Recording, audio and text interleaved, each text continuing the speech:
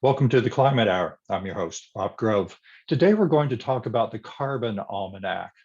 The Carbon Almanac is something of a phenomena. It's both a book and a global community. The project was started in 2021 when author Seth Godin decided to create a book that would be both a useful climate reference and an example of collective action. Seth posted the idea on his blog and received some 700 responses, from which he selected 300 writers, researchers, illustrators, from 41 different countries. And together, they created this collection of information, resources, charts, graphs, illustrations on the science, impacts, and solutions to climate change.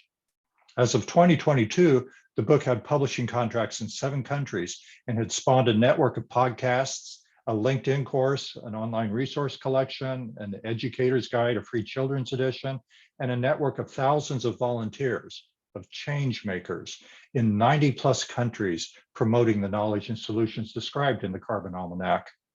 We have 3 of those change makers with us today. We're joined on Zoom from London, England by Cathryn Barnard, co-director of Working the Future, a consultancy that helps business leaders make sense of the future and build people-centered, easy to implement solutions that blend the best of humanity and technology. Hi, Kat. Hi, thanks for having me. Saurabh Mithal joins us from Bangalore, India. Saurabh is the founder of Passionately Curious, a coach and teacher. He writes a daily blog on creativity, marketing, and entrepreneurship, and volunteers with the Carbon Almanac to both initiate conversation and action locally and to lead initiatives globally. Hi, Saurabh. Hi, Bob. Very happy to be here. And Anna Kohler-Smith, who is based in Iquitos, Peru. Anna works as a public health professional supporting vulnerable communities in both the US and Peru, and she is a deep generalist and servant leader focused on human thriving in congruence with the natural world. Hi, Anna. Hey, Bob. Great to be here. Should mention that Anna's actually in transition from the US back to Peru, so I believe she's waiting someplace trying to get in through immigration, so we apologize for the sound there. So let's start by talking about the Carbon Almanac's network. That's the thousands of people from 90 plus countries, which the book describes as a collective of artists, entrepreneurs, scientists, teachers, and humans who believe it's not too late to stop climate change. You're each part of that network. So I'd like to go around the room and just find out how each of you learned about the Carbon Almanac and why you became part of that network. Kat, do you want to start? Absolutely. Thank you. I guess why did I choose to become a part of the volunteer community stems back for me probably over a decade. I have been concerned for a long time about our changing environment, escalating carbon emissions, and a lack of action in that regard. A decade or so ago, I was actually a founding member of a local community here in the UK called Amersham in Transition, which was part of a broader network of transition towns where we were trying to teach fellow community members around the twin challenges of climate change and peak oil, the point at which oil just became too expensive to extrapolate from the ground, at which point all communities, regardless of where they were in the world, would need to transition towards low carbon emitting communities. And I really enjoyed being part of the setup of that group, although 10 years ago, you can imagine the appetite for and acknowledgement of the climate crisis just was almost non-existent. And in our particular community, I think it's probably an archetypal commuter town. So people more preoccupied with, consumption habits than consumption minimalism. And for me, I kind of ran out of steam on that project after a couple of years of what felt to me like banging my head against a brick wall.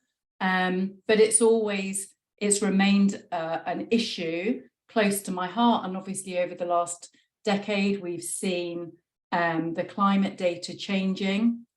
I first heard about the Carbon Almanac probably around about this time last year, Bob, actually, when Seth put a call out again in the newsletter that he delivers for more volunteers. And I joined really not having a clue where I might be able to contribute, but absolutely knowing that I had skills and competencies that could lend support to the project. By that time, I think the book had largely been written and was already on its way to the publishers. So I kind of joined, was allowed into the community, and then waited, really lurked to see where I would be able to add some value. And I became more integrally involved because obviously the book's written in the English language. There were lots and lots and lots of people present from North America, but I couldn't see a UK-based community. So I stepped forward and offered to coordinate UK members, and ended up taking responsibility for business and corporate partnership outreach here in the UK.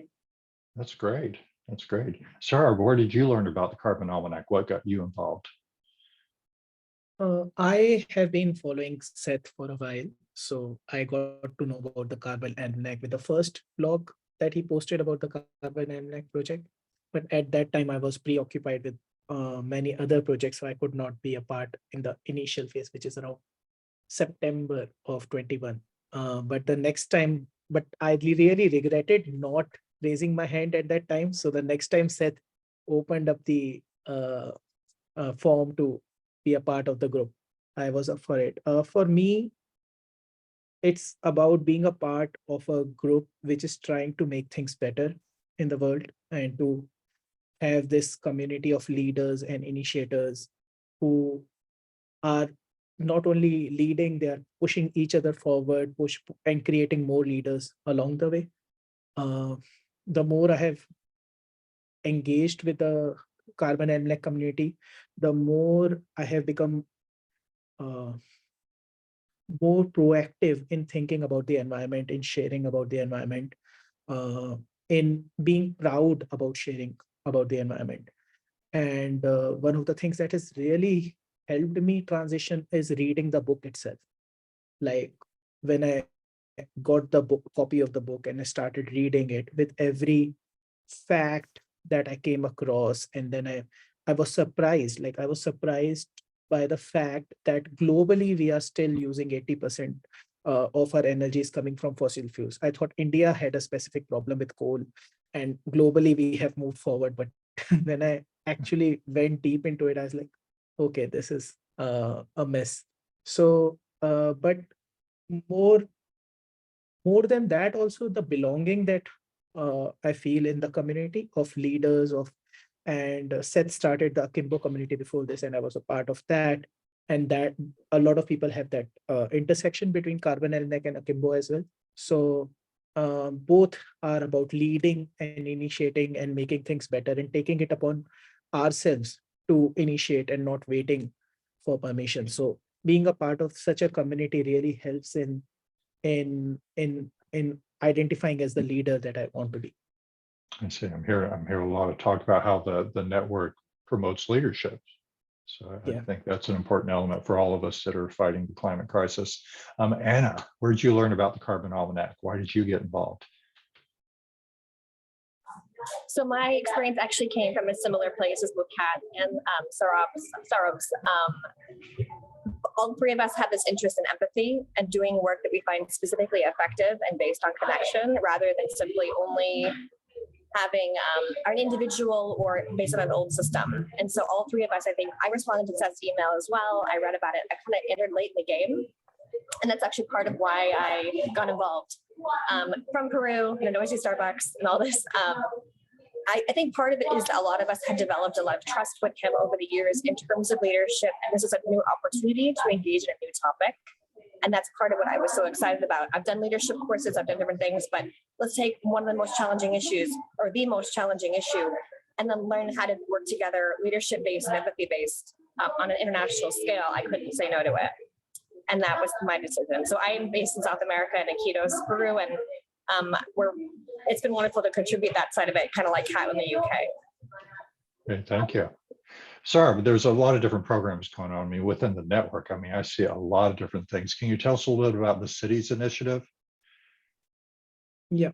So after we were done with the book, we launched the book. It became a bestseller in many countries. But having a focused city-based initiative is what Seth came up with. And it's not only Seth who comes up with ideas, like anyone can initiate any idea in the forum, but the city's idea was very popular in the sense that everybody got a chance to be the leader in their own city, like, and to find people around them who can be aligned towards a common goal, towards a common initiative, and also transition from making a book to getting on ground action, to creating conversations, to like, for instance, in Bangalore, I have hardly met anyone who was like, oh, I know that book.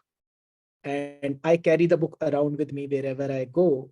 And it's a conversation starter. And then I get deep into it. And everyone says, oh, here's my number, here's my email. How can I be a part of it? How can we do something about it? And so that response that I've seen, whether I go to a Starbucks or whether I'm going out to a park or anywhere, I generally try to carry the book in a visible manner with me.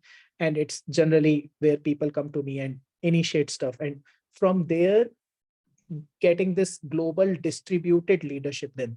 So one is a global integrated leadership where we have come together globally to build this book, but now taking this book to different cities across the world, and also having a local city level action. Like, one of the things that I realized while working in the Bangalore initiative is that I know India and Bangalore more than most of the people in the community. Like, and hence the action steps that I was able to empathize was very different than what would be relevant in the West, in Europe or US. So those kind of local intelligence was initiated, I think, with the city initiative. So what I'm hearing is the city initiative is looking for people within their own city to take leadership and help raise awareness and perhaps action on the carbon solutions we find in the almanac. Yeah. Is that correct? Yeah. That's cool. Yeah. How about the daily difference? Kat, can you tell us about that? You're muted, Kat.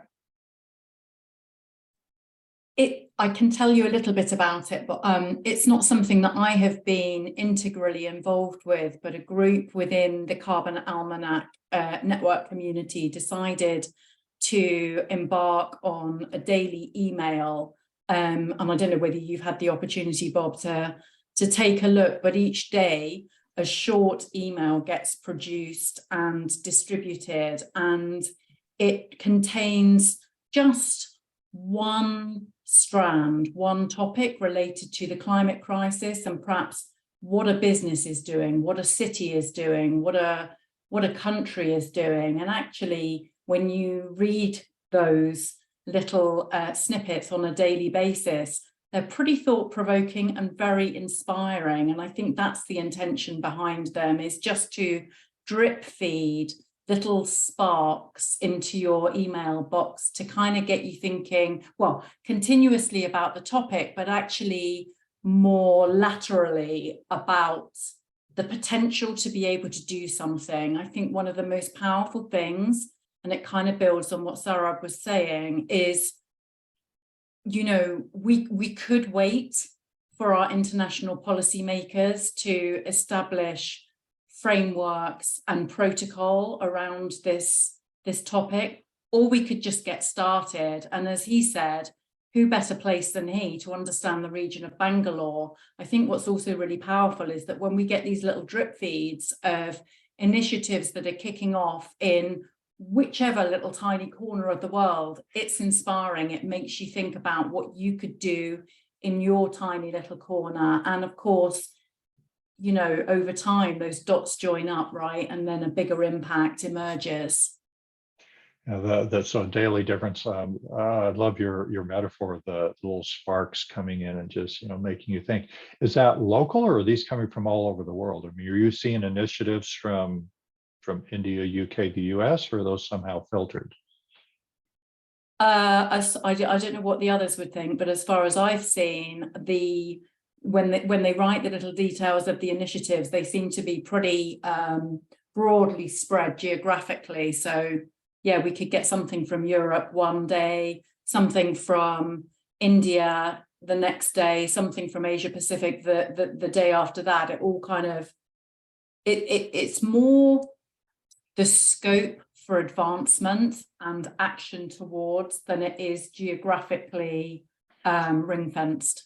Yeah, I think that's kind of inspiring myself. I mean, a lot of times we feel like we're in a silo and we're working, and to realize that this is happening all around the world, I could see where that would be uplifting and motivating.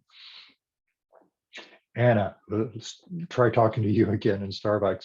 I'm really fascinated. You're describing yourself as a deep generalist and a servant leader. And I know these aren't new concepts. Servant leader, that was in the 70s, and deep generalist thing came out of what Warren Bennis's writings in the 80s. But I think those concepts are new to many of our listeners. Can you give us a brief description of what deep generalist and servant leader means to you? So I actually borrowed those terms from Barrett Brooks, who's one of our colleagues from the Carbon Almanac. And I love them and I identified with him, and he's a friend and collaborator. And I think it sort of speaks more to a sense of a broad-based generality, that I'm not approaching this specific topic with any one even public health angle, but more on the kind of the universality of my own experience. And I think part of it is I want to approach this topic in a multidisciplinary way. Whereas I can actually, it's more than just am the public health person, which is my whole profession and training, but really also like as a new learner about climate, as an international person, as a bilingual person, as a bicultural person, all those aspects kind of come into the sense of having a generality that is deep. I don't want to bring at it only the fact that I have one profession. I actually have many. And I think that's part of the broad-based nature of it, which is part of what makes us so effective. I think the network itself actually is a deep generalist. I think we haven't had one mechanism in which we've done things other than through basically a non-hierarchical collective, which means that people with rather than using a social media platform or only the book platform, people have been individually supported in taking their own routes towards accessing via their own leadership, via a broader spectrum of ways of doing so. And to me, servant leadership in its very essence is empathy-based, which is all three of us have in common, and you too, Bob, all four of us have in common. And so I'm doing this thinking of the people I seek to serve and the world in the future that I seek to serve. It's not based on me being right or me having all the answers, but me serving in community and listening. And that's true of my work in Peru. That's been true of my work in Peru for a long time. And I think it's the binding agent of the Carbon Almanac. And wonderfully, I think it's also the binding agent of the Climate Council, which we're happy to partner with, and part of why we're working together. I can see how the Carbon Almanac helps promote this generalism and also this idea of servant leadership. The idea of servant leadership is collective action versus individualistic action. So how do you think, just following up on that, how do you think leadership that comes from collective action differs from that individualistic mode of work? Anna? Well, I think for a lot of people involved in the Carbon Almanac, there's a shift that happens. And I'm curious what Kat and Saurabh have to say about this, but getting away from the fact that this hero mentality that I need to be the one to fix a problem in our specific corner of the world, versus I'm going to add a layer that other people are going to add other layers to, and they're going to build up over time, or like those dots that eventually connect on the map. I think that that's actually one of the essential elements of doing collective meaningful work, is it's actually about your contribution versus you as a hero. And I think that's been one of my greatest takeaways of this involvement. And now with working with you all, Climate Council, it's continued in my own hometown of Kansas City while living internationally. Thank you. Thank you. Kat, your consultancy helps business leaders make sense of the future. Does the Carbon Almanac Network present an opportunity for business leaders? What should they be thinking about in this context? Well, it's a big question, Bob. I like big questions. Well, thank you. For me, I think, you know, what the first thing that we need to understand about the challenge that we're facing is that it's a huge systems problem, and our entire way of working and living is underpinned by the premise that there will be cheap fuel to provide energy for whatever it is that we choose to do. And if you think that through, effectively what is being required of us as business leaders is to rethink how we create value. How do we create value in the 21st century in a non-resource intensive way? Because what we know to be true about resource intensity is that A, it comes at a cost to the environment, and B, you know, as we proceed into the 21st century, there's going to be a financial cost that is increasingly escalating. So the requirement for business leaders to evolve and adapt is twofold. One is, you know, we know because there's data out there that tells us that the majority of emissions that are produced into the environment come from industry and come from economic outputs. So any business leader that has got a vested skin in the game needs to be thinking about how he or she evolves and adapts their business. It quite simply boils down to survival, actually. And I think, you know, as it stands at the moment, even if as a business leader, you're not convinced that your business model is going to be reshaped by the climate crisis, actually consumer attitudes are changing, and people are, where they have the means to do so, thinking a lot more deeply and thoughtfully about who they choose to support financially and where they choose to spend their money. And of course, it's true that there are a lot of people that don't have the luxury of choice, that need to, you know, just scrape by. But there's a lot of people, I suppose I would classify as, you know, the sort of the comfortable middle classes in the developed world and beyond, who do have choices, and they are starting to be infinitely more discerning in who they spend their money with. And if you haven't got your carbon credentials or a commitment of your carbon credentials presented both outwardly towards the market, but also internally in and amongst your kind of your staff base, the people that work for your organization, then you're going to come under scrutiny. I think there's a lot of demand, rising demand now for business leaders to take a stand against the issues of the day. It's, you know, across the board, political systems are deemed to be failing, and the Edelman Trust Barometer came out just last week, and it showed that now more than ever, business is looked to solve the issues of the day, which is a massive challenge for business, but also a massive, massive opportunity. Yes, indeed. So businesses, you know, that opportunity to modify their models to address carbon and be part of this process instead of, you know, the problem. Saurabh, but what about individuals? How can they contribute to the initiatives like the Carbon Almanac? I mean, how do they work around their jobs and other initiatives that they may be involved with? So I think where we can start is to embrace the fact that what Seth calls as leadership is like you are an imposter. You act like a leader and then you become a leader. And many times individuals are waiting to be appointed the leader. Like, I was not selected as the leader. Who am I to take action? I am just here to do my job. Everybody does it this way. So who am I to change things? And we are afraid of being a hypocrite. We are afraid of being an imposter. We are afraid of people calling us out. So we do whatever, even if we see the right thing to do, but because nobody else is doing the right thing, we make peace with the fact that let's keep doing the wrong thing because everybody else does the wrong thing. And I think I agree with Cathryn that the industry has a lot of opportunity here, with the climate change of transitioning, like whoever cracks the packaging, biodegradable packaging thing, they have $1 billion opportunity there. Whoever cracks making solar cool, right? Whoever cracks that individuals can buy solar energy instead of coal-based electricity, they have an opportunity of a lifetime there. That is true. But the change, I feel, comes at an individual level.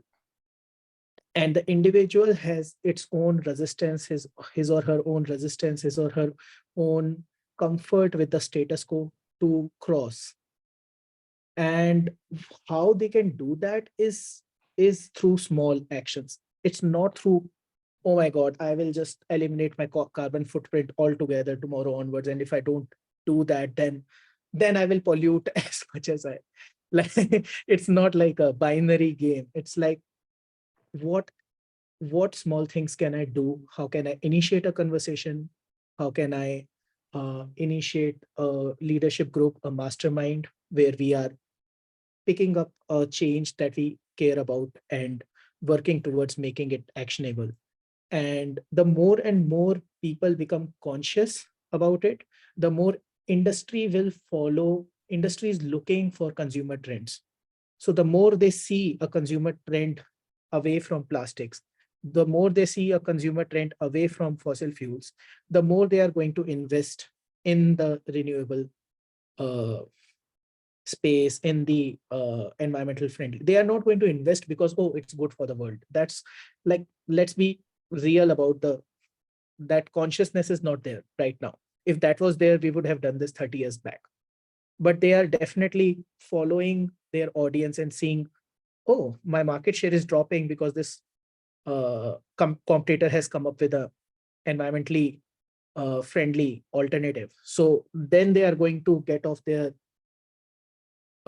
systems and try to make changes, and yes, the big challenge there also is the greenwashing challenge, where they are being hypocritical. And again, that awareness among the individuals of calling out companies who are trying to greenwash, who are trying to continue their old ways while showing as if they are changing. So I think individuals accepting that each and everyone is a leader and each and everyone has that challenge of overcoming the status quo in order to embrace that leadership, that I feel is going to play a big part in this transition. Thank you. You're listening to the Climate Hour. I'm your host, Bob Grove. We're speaking with Anna Smith, Kat Barnard, Saurabh Mithal about the Carbon Almanac. So we've been talking about the Carbon Almanac's network. Let's pivot to the actual book. Over 300 contributors, writers, researchers, illustrators, around 97,000 words, lots of graphics and charts, very visual. The book is a source of reliable and easily understandable knowledge on climate change, something that we can share with others. It not only gives us the information to speak knowledgeably, but the book itself becomes a talking point. Saurabh, I heard you talking about carrying around the book and actually just saying, hey, what's that? Let's talk about the book. So talking point within itself, an opportunity to discuss the issues. The book's subtitle is It's Not Too Late. Why do you think that's important? Kat?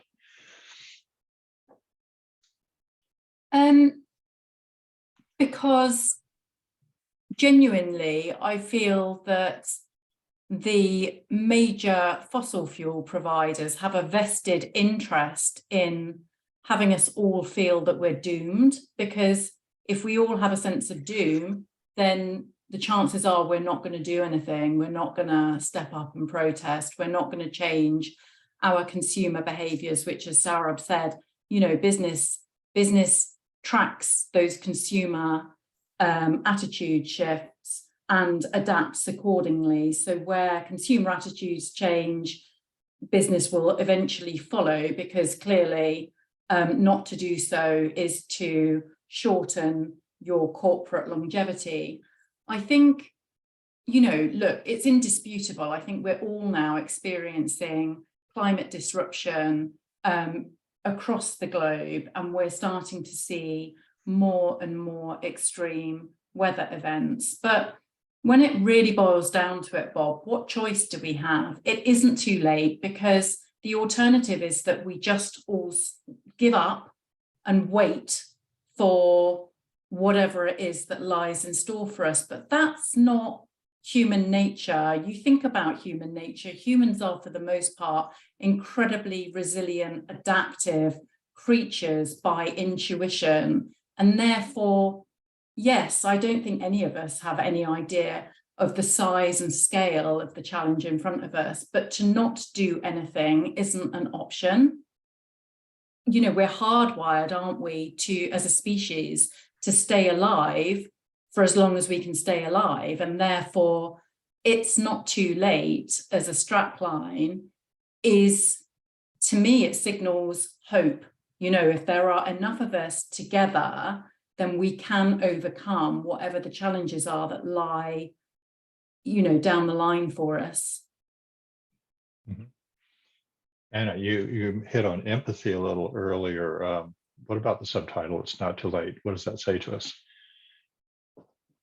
Well, I don't think it's an option for it to be too late for most of the world. You know, it's not an option to say, "Oh, we're done," because that leaves out most of the planet's survival. And if you think about it from that perspective, which I think is an empathy base, like one of them, it's never going to be too late because we care about other people. And empathy comes from the fact that we're seeing things from people who have a lot more limited options than people in the middle class West. And I feel like for me, empathy, the very nature of it is thinking in terms as if you were someone else, and understanding that other people don't want what you want, don't need what you need, don't see the world the same way that you do, and that everyone needs the same level of care regarding climate. We need to be thinking about production in the West that affects the developing world. And so I think for me, the essential transition to be able to do intercultural work, which all of us are doing, comes from that very notion of the practice of thinking as if somebody else. And I think the Carbon Almanac thinks as if, in that also by taking action, we're taking action for everyone. Everyone benefits. I see in my work in Peru, there aren't people in Iquitos where I live, people don't have choices regarding what they can consume. There isn't consumer option. And I see, spending time in the United States, the number of options that my family has, and how eventually, and really the way that we understand climate impact to work is that the choices move south and they impact those with less options. And so I know part of me is just sort of informing a broader worldview based on what impacts whom, and kind of how we can be kind of caring of each other and thinking as though not just we are the only ones whose voices matters, and what are the practices that we need to be instilling in our own lives to really adopt that. It's not something that comes naturally to us. It's not an easy thing to do, but it's a big part of the TCA network as well. And I think that's been one of the biggest draws for me. I needed to know personally that it wasn't too late. I needed to be reminded of it for my own continued involvement because I care, and because we all do. And if it was too late, then we would stop caring, and there's no world in that. Thank you. Thank you. Saurabh, what about India? It's not too late. What does that mean there? I agree completely with Anna and Cathryn, what they said, but I also want to add another point to it is, like, as an individual, it's not too late to start acting now. Like, you are not left behind. You can't, like we can start taking action. It's not late to take actions, like shifting our mindset from a fixed mindset where we say, is it too late to solve this problem? And if it's too late, let's to hell with it. Or like, instead of it, just, it's not too late to make things slightly better. Like, even if you end up not solving the problem, let's say, whatever, I don't know, because that's too big a problem, but it's not too late to make things slightly better, however much we can, whether we are a business leader, whether we are individual, whether we are working in a job. It's not too late for us to take action. And that in itself is an empowering line. And it goes for the climate change initiative. It goes for anything else in their life that people want to start working towards, because the more we work towards a better world, the more the world will become better. So it's not too late where we feel, oh, now I am 40 and it's too late for me to be this, or it's too late for me to participate in a climate change rally or start this business that I've been thinking, or do something. Like I have this idea. It's not too late to share that idea. We need that idea. So I think it would go in that growth mindset perspective, especially. Another big graphic on the book's cover says facts, connection, action. I think that's kind of cool. I mean, I look at that and I think the book has the facts and the Almanac's network perhaps provides the connection. So what are the anticipated actions we're looking for? Hannah, you want to grab that? Kat? So just to tiny backtrack a tiny bit, when I read facts, connection, action, what I think about is the idea that the book is, as far as I'm aware, the first single source repository of climate data that triggers conversations. I think the book was always designed as a conversation starter. So the connection piece, and it kind of comes back to Saurabh carrying the book, you know, around the city. It triggers a conversation. What's that book? Why have you got it under your arm? Why are you carrying it around? Tell me more. And I think that's where we're at now. We've launched the book. The book's launched, I think, in most countries globally. It's already delightfully started to win awards. But actually, the piece that happens next is the big piece. And while we have the Carbon Almanac network community, that's literally just the starting point. The next phase is to disseminate, to spread the word, to have others who aren't necessarily part of that part of the network community itself. But, you know, Seth's big idea and big area of interest has always been how ideas travel. So for us, I think the project is, you know, we've created a book. The next bit is to connect, to raise awareness of the book and to connect people to people who are interested in talking about the topic matter. And the one thing that I think is really interesting is how people tend to adopt new behaviours around climate action. So rather than read something that might appear quite sterile on a page, actually the life hacks that we adopt the fastest are the ones that we learn from our friends when they tell us about, oh, you know, I stopped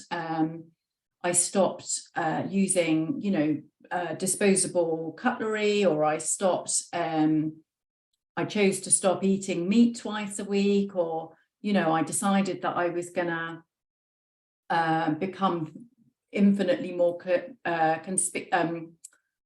conscious of my consumption habits. It's the way in which we spread ideas between our social networks, and that, I think, is where the real action happens. And something Saurabh said earlier, which just made me think, and I can't remember the exact context, but, you know, we are in this situation where traditionally we've waited for our political leaders to introduce policy that disseminates change societally. But the difference now is that with the internet, power is distributed, isn't it? The internet has given us all power to effect change, but we can effect change far more quickly and impactfully when we're communicating with one another about what's worked here and what's worked there, which kind of comes back a little bit to the Daily Difference email. You know, when you see these little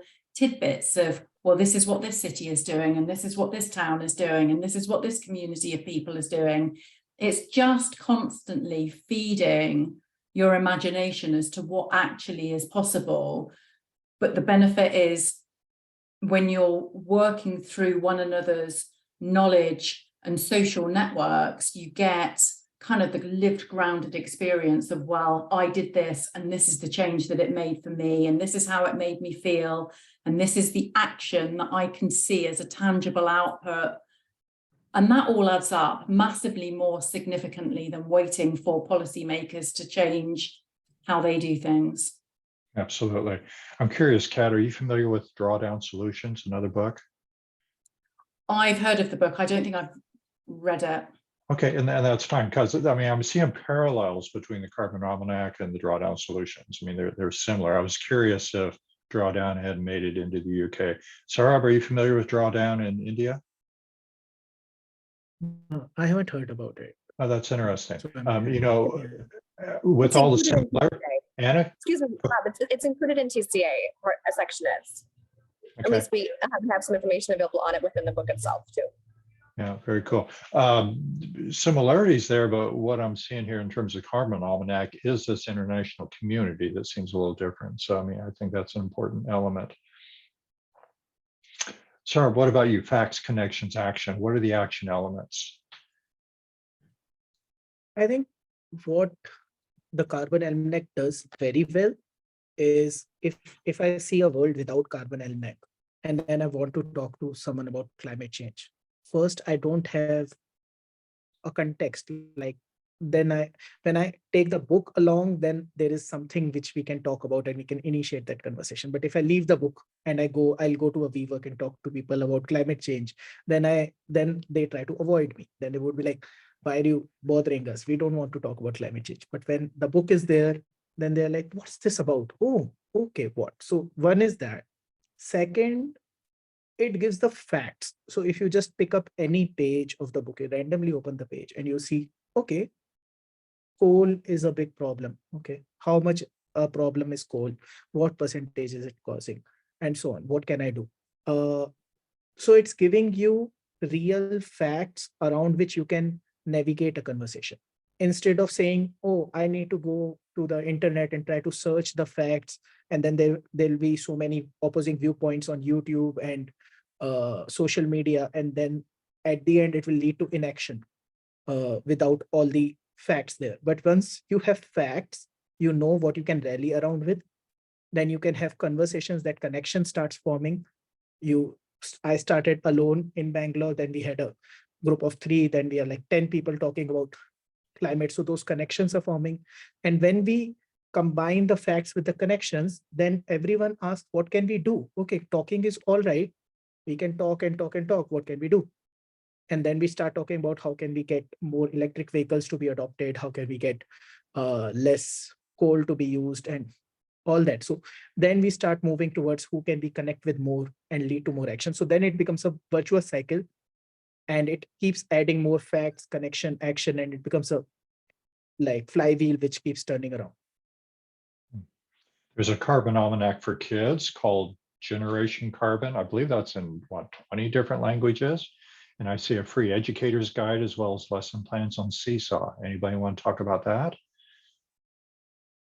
So the translated copies, the idea for the Kids Carbon Almanac came from somebody within the network community who had a special interest in children's education. And if you've had a chance to look at it, you'll see it's beautifully illustrated, absolutely fantastically creative effort. And then because the network community was truly international, an idea arose, well, what would happen if we could get the children's almanac translated? So obviously there are kind of licensing and redistribution issues with the actual grown-up book, because clearly, you know, the permissions there lie with the publisher. But with the children's version, there were no licensing issues. So there was kind of like a blank canvas to go and do with that what the project, what the community members wanted. I have to say though, an absolute huge shout out goes to our translation partner. So when in the spring of last year, I was coordinating UK corporate partnership potentials, we were approached by an organisation called RWS, and their proposition was, well, look, we're a translation business. That's what we do. We translate all kinds of copy and marketing material for all manner of very well-known brands. Rather than us support you by buying a couple of 100 copies of the book in preparation for the publishing date, why don't we translate for you into languages that you would see fit? And so we set out on this project, first identifying the languages that the internal community had a preference for translation, but then also looking more broadly at countries that were going to clearly be most impacted by climate chaos, and also countries that had a higher than usual carbon emission footprint. So you'll see, for instance, one of the accomplishments, we've had the almanac translated into trying to think now, God, it's always when you get put on the spot. We've had the kids almanac translated into Hindi and into Japanese and into Korean and Mandarin and so on. We also, the same partner, RWS, oversaw the translation of an abridged version of the almanac into Bengali for us, because we recognize that the textile industry is so dominant in Bangladesh as one example, but we also know, because consecutive summers keep telling us, that Bangladesh is massively compromised by flooding and so on. So we wanted to be able to share a resource locally that would be helpful to citizens as they try to mitigate the worst effects of climate chaos in their local communities. Yeah. So I see the Generation Carbon, what we're talking about, the Children's Almanac and the lesson plans and such, available on the website. So anybody go to the website, look for those, they can download them. I also see 4 different Carbon Almanac podcasts. There's the Carbon Almanac Collective, Generation Carbon, Carbon Sessions, and the Carbon Connection. Saurabh, could you talk about those a little bit? I think this is also a indication of the leadership thing that we are talking about, as in people raised their hands and said, we need to have a podcast regarding this. We need to have a children focused podcast. So a separate podcast, somebody took a leadership to get it up and running. And so Seth keeps asking this question, who's it for, what's it for, like in his marketing books. And so with every project, that clarity is needed, like what's this podcast for? And as soon as someone thinks that this is for children, this is for everyone, this is for boosting connection, so that ways these 4 podcasts started to come into being, which serve their own purpose. And I think what I heard Seth mention in an interview is that he himself thought that podcast was not such a good idea because it's very resource intensive and it's very difficult to maintain. But the team said that, oh, will let us try, let us do that. And he himself was surprised by the consistency, by the professionalism that these podcasts have created. And they also enable people to gather awareness about climate change in a much, like, I feel podcast is a medium that you can consume in a variety of situations. So that access to this information becomes much more convenient for people. Yeah, I think that's a medium. Anna might add more to the podcast thing if she. I think you wanted to share something, Anna. I know. No, I haven't been too involved in the podcast section, other than the fact that we are at some point want to just do some in Spanish, but we're not quite there yet. But it's a wonderful way to contribute to, because a lot of people would prefer to listen than read. Exactly. Yeah. So I see the book available on Amazon for around $15, but I understand the book is free to nonprofits, schools, etc. How do these groups go about getting the copy? Anna, can you talk about that? Sure. So we would love for folks to join us as partners, as the Climate Council did as well. And we are looking to partner with school districts. We're looking to partner with nonprofits who want to join us. And basically it means you're joining our wonderful register of all kinds of folks, including the Department of Pacific and Girls Incorporated, Climate General Knowledge Center with you, Bob. And through that partnership, we offer free books for folks who want them. And one of the ways we have it set up is our cost setup is that for corporations that purchase the book, their purchases offset the costs for nonprofits. So we're also able to offer to school districts as well who want to join us. So those groups that want to partner, with Carbon Almanac have access to these free books to distribute within their network. Is that the same thing that applies in UK and India? Same process there? Kat, you're saying no. No, I think unfortunately not. It's by virtue of a partnership with an organization that's US based called Porchlight that agreement is able to happen. So as part of its partnership, I think Porchlight, for every copy that's bought by a private entity, they will gift a copy to a non-profit. But unfortunately, because of all the shipping costs that would be associated with that, we can't extend that internationally. I see. So that's an advantage that people in the United States have, our nonprofit groups. So we should take advantage of that. So I'm going to start wrapping up here soon. Saurabh, India is about to overtake China as the world's most populous nation.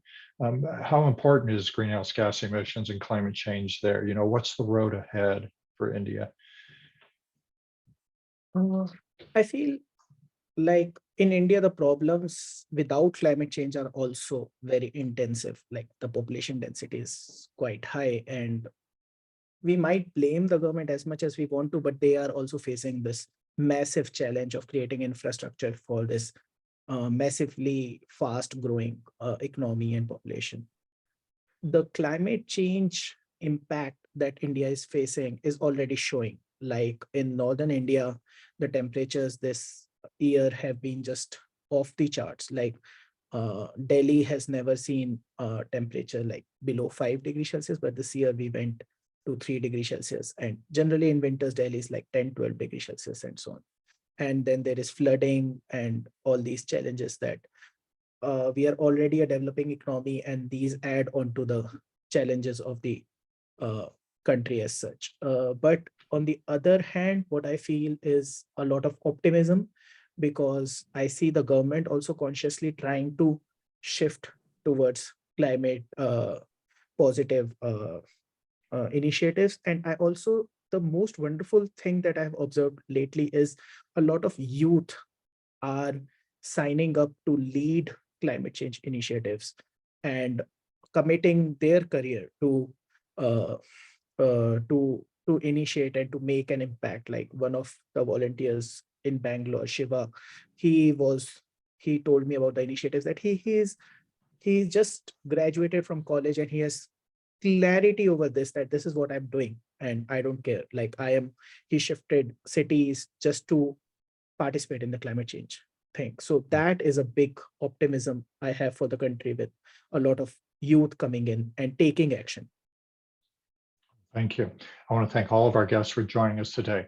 Where can our listeners go to learn more about your work? Kat? Well, so obviously, Bob, apropos of the Carbon Almanac itself, come join us on the Carbon Almanac website and sign up for the Daily Difference newsletter. For me personally, I am co-founder of Working the Future. So our website is www.workingthefuture.com, and you'll often find us commenting and advising on the impact of the climate crisis on organizations, etc. You guys, Saurabh? Saurabh, where can people go to learn more about your work?